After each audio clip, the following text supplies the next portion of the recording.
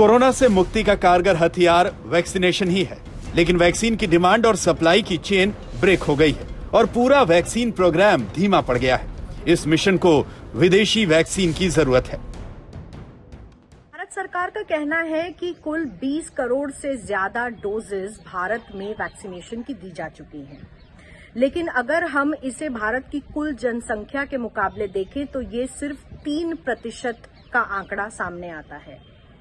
इसके मुकाबले United kingdom में देखें तो वहां पर 50% से ऊपर लोगों को वैक्सीन की पहली डोज दी जा चुकी है। बहुत ज्यादा लोगों को दूसरी डोज दी जाए, इसके लिए एस्ट्राजेनेका की वैक्सीन का डोज गैप यूके सरकार ने फिर से कम कर दिया है। भारत में ये गैप अब भी 12 से 16 हफ्तों का है। भारत के सामने वैक्सीन लाना एक बहुत बड़ी चुनौती है। भारत में कुल जनसंख्या में सिर्फ 3% लोगों को ही वैक्सीन के दोनों डोज लगे हैं। कोरोना के 10 सबसे ज्यादा संक्रमित देशों में वैक्सीनेशन के मामलों में भारत सबसे नीचे है।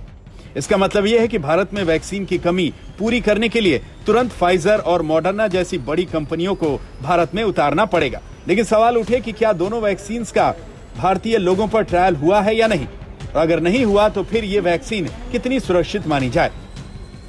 मेडिकल एक्सपर्ट्स का दावा है कि फाइजर और मॉडर्ना जैसी वैक्सीन पूरी तरह सुरक्षित है और ये वायरस के अलग अलग वेरिएंट पर कारगर भी है। अमेरिका की न्यूयॉर्क यूनिवर्सिटी में एक रिसर्च में दावा किया गया है कि फाइजर और मॉडर्ना की कोरोना वैक्सीन भारत में पाए गए 2 वेरिएंट्स पर भी असरदार है। इंडिया में जिस तरह से केसेस बढ़ रहे हैं तो इंडिया को डेफिनेटली वैक्सीन ही हैं जो हमें इस वेव से एक तरह का एग्जिट दिलवा सकती हैं और हमें बहुत वैक्सीन की जरूरत होगी। फाइजर वैक्सीन अगर इंडिया में आती है तो इट इज गुड न्यूज, क्योंकि फाइजर की जो एफिकेसी है वो भी देखी गई है रियल वर्ल्ड में काफी अच्छी है, 90-95% है।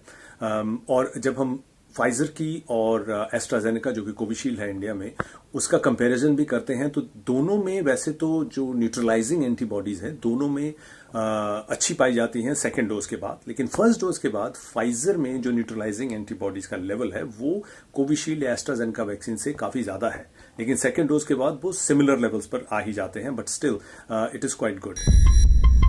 सरकार भी फाइजर की वैक्सीन को लेकर आश्वस्त दिखी, तभी तो फाइजर से करार को लेकर सरकार की बातचीत शुरू हो गई है। फाइजर इसी साल 5 करोड़ टीके भारत को देने को तैयार है। अगर मंजूरी मिलती है तो जुलाई के महीने में 1 करोड़ डोज और अगस्त में भी 1 करोड़ डोज, सितंबर में 2 करोड़ और अक्टूबर महीने में 1 करोड़ डोज मिलेगा।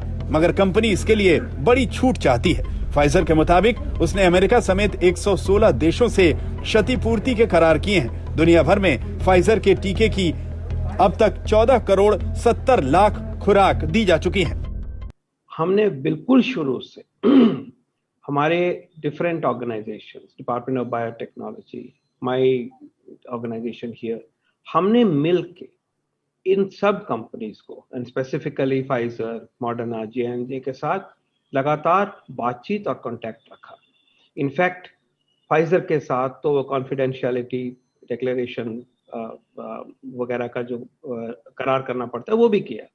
तो कांस्टेंट टच में रहे, inviting them to manufacture in India, inviting them to supply in India का एंगेजमेंट शुरू से ट्रांसपेरेंट तरीके से पार्टनरशिप की नजर से चलता हुआ आया है। अब हमें इंडिकेट हुआ कि फाइजर वैक्सीन अवेलेबल उपलब्ध कर सकते हैं। इमीडिएटली उसके ऊपर कार्रवाई हो रही है और उसकी तरफ हम तरीके से बढ़ रहे हैं। वहीं मॉडर्ना साफ साफ ये कह चुकी है कि वो इस साल भारत में कोई वैक्सीन नहीं दे सकती, क्योंकि उसके पास 2021 में अमेरिका से बाहर के लिए टीके का स्टॉक नहीं है। जो लोग स्पुतनिक वी वैक्सीन लगवाना चाहते हैं उनका इंतजार खत्म होने वाला है। अपोलो अस्पतालों में जून के दूसरे सप्ताह से वैक्सीन लगनी शुरू होगी। देश को विदेशी वैक्सीन की जरूरत तब पड़ी जब देश में टीकाकरण अभियान में शामिल कंपनियों का प्रोडक्शन वक्त के साथ नहीं बढ़ा। अभी देश में टीकाकरण अभियान में 2 टीकों कोविशील्ड और कोवैक्सीन का इस्तेमाल किया जा रहा है। अब तक 20 करोड़ 57 लाख टीके की खुराक दी जा चुकी है, लेकिन ये रफ्तार बेहद धीमी मानी जा रही है। कोवैक्सीन बनाने वाली कंपनी भारत बायोटेक हर महीने 1.5 करोड़ डोज बना रही है, जबकि सीरम इंस्टीट्यूट ऑफ इंडिया का प्रोडक्शन 6.5 करोड़ प्रति माह है। प्रतिदिन के हिसाब से ये 27.5 लाख से 28.5 लाख डोज होती है। मौजूदा समय में एक महीने में औसतन 16.5 लाख वैक्सीन डोज लग रही हैं। इस हिसाब से भारत में सभी को वैक्सीन लगाने में करीब 4 साल का वक्त लग जाएगा। अगर हिंदुस्तान ने वैक्सीन स्ट्रेटेजी नहीं ठीक लगाई, एक बार नहीं अनेक बार लोग मरेंगे। एक वेव नहीं आएगी, 2 वेव नहीं आएगी, 3 वेव नहीं आएगी, 4 वेव नहीं आएगी, आती जाएंगी, क्योंकि वायरस अडेप्ट करता रहेगा।